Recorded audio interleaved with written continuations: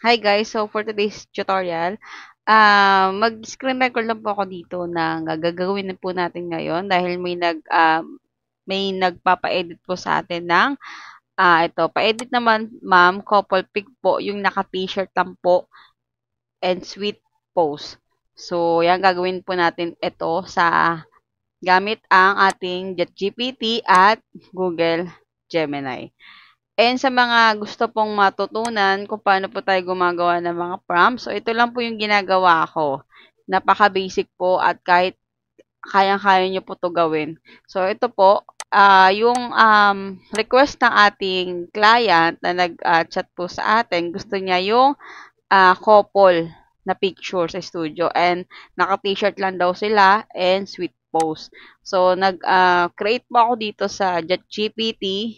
Ayan, so sabi ko dito, can make a prompt for couple photoshoot wearing couple t-shirt and make it sweet posing. So, nagbigay si ChatGPT ng prompt. So, ito yung gamitin ko daw, a romantic couple photoshoot. Ayan. So, ito yung binigay ni ChatGPT na prompt.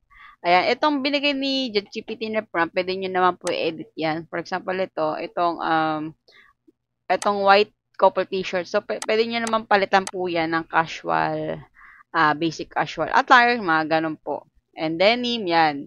Pwede nyo po siyang palitan and edit. Tapos, nag-suggest din si ChatGPT na make a studio version or outdoor. So, ang sabi ko, studio version lang. Tapos, ito yung binigay niyang prompt. Ayan. Tapos, nag-suggest siya ulit, would you like me to make 3 various? Yes. Ayan. Para si ChatGPT na yung mag-iisip kung ano yung gagamitin nating prompt doon sa i-generate po natin sa Google Gemini. So, ganun lang naman po kadali yun kung hinihirapan po kayo maggawa ng prompt. So, ito po yung gamitin nyo. Punta kayo sa ChatGPT. Malaking tulong po si ChatGPT. Ayan. So, try po natin i-copy-paste po ito at i-paste po natin dito sa ating Google Gemini. Tapos dito, palitan natin tong, ano na lang, casual attire. Sabi kasi t-shirt lang, di ba? Sige, casual attire. Wearing a casual attire couple t-shirt yan. Pwede naman yan. And light denim jeans. Tapos, add nyo yung kanilang mga picture. At antay lang tayo ma-generate ni Google Gemini yung image na ginamit natin. Ayan.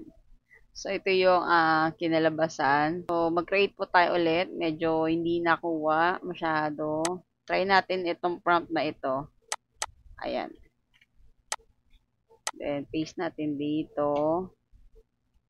Tapos, lagay tayo ng please, whatever the reaction is to the attached photo, do not change its appearance. Make sure to accurately capture their faces and bodies and hair and looks. Ayan, so paste natin dito. Okay, and ulit-ulitin nyo lang hanggang sa makuha nyo yung gusto nyong itsura nung na-generate sa Google Gemini.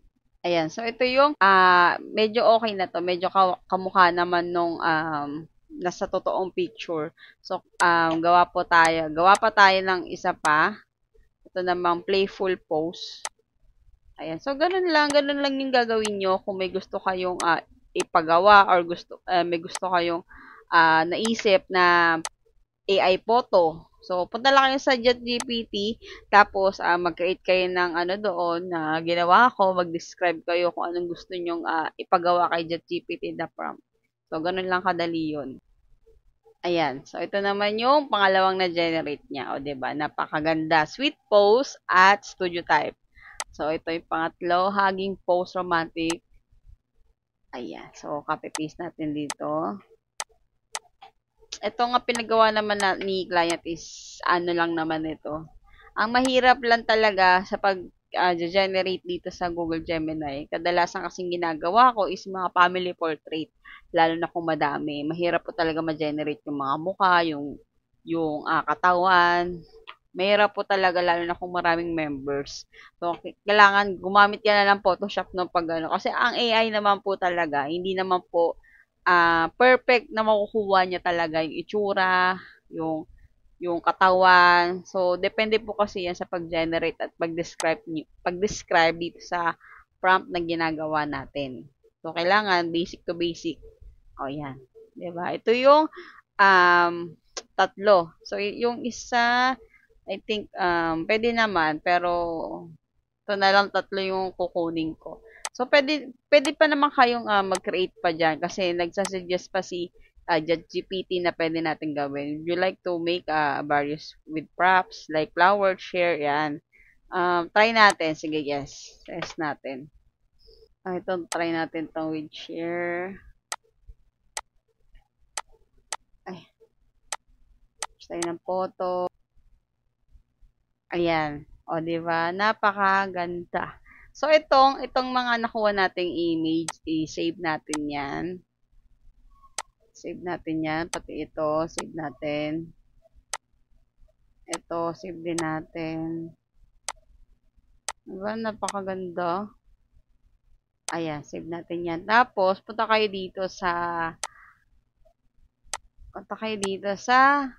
AIPaceSwap.io. So, ito yung ginagamit ko dito sa ating PC. Dahil PC yung gamit natin, ito yung gagamitin natin dito. Kapag cellphone naman po yung gamit nyo, gamit po kayo ng Remaker Pace AI.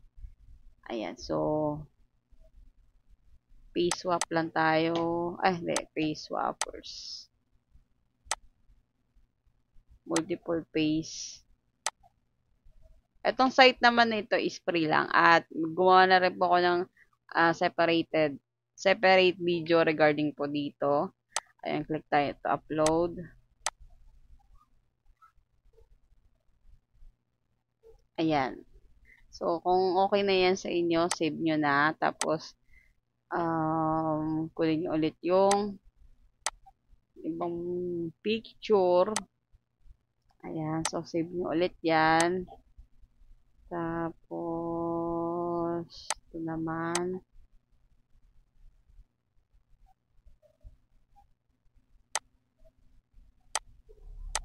Save nyo.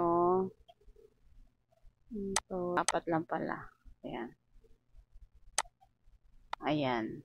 So, after nyan, yan, pwede nyo nang isend dyan kay client. So, sa nagpapagawa. Ayan. Okay? So, yun lang yung today's video natin. At sana may natutunan po tayo. At pwede nyo tong itry. Ayan, itry nyo na ngayon para makagawa na pa kayo ng AI photo. So, yun. And kung nakakatulong itong video natin, huwag mo naman kalimutan mag-like and subscribe. I-click mo yung bell para updated ka na sa mga video na i-upload natin. At pwede mo itong i-share sa mga kakilala mo na gusto yung mga ganitong AI photo. Yan. So, pwede ka rin mag-comment kung may suggest pa kayo na ibang prompt na pwede nating gawin. And that's all for today's video. Huwag mo kalimutang mag-like and subscribe and click mo yung bell para updated ka na nga sa mga video na i-upload natin. And see you next video. Bye!